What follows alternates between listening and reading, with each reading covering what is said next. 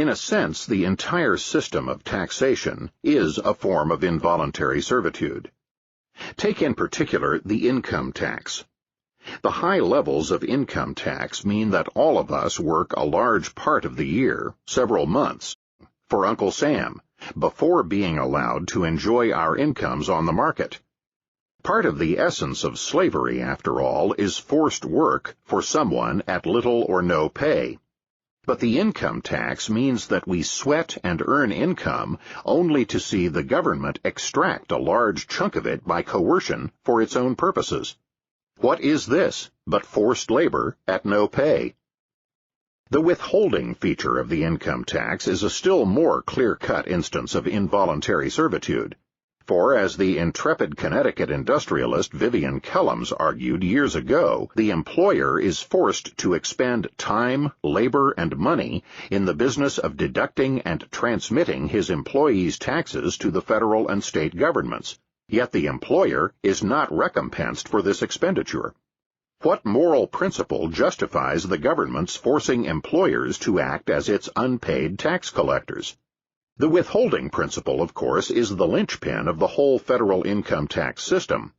Without the steady and relatively painless process of deducting the tax from the worker's paycheck, the government could never hope to raise the high levels of tax from the workers in one lump sum. Few people remember that the withholding system was only instituted during World War II and was supposed to be a wartime expedient. Like so many other features of state despotism, however, the wartime emergency measure soon became a hallowed part of the American system. To add insult to injury, the individual taxpayer, in filling out his tax form, is also forced by the government to work at no pay on the laborious and thankless task of reckoning how much he owes the government. Here again, he cannot charge the government for the cost and labor expended in making out his return.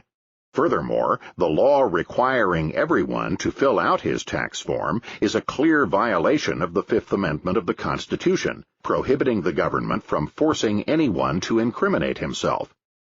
Yet the courts, often zealous in protecting Fifth Amendment rights in less sensitive areas, have done nothing here. In a case where the entire existence of the swollen federal government structure is at stake. The repeal of either the income tax or the withholding or self-incriminating provisions would force the government back to the relatively minor levels of power that the country enjoyed before the 20th century.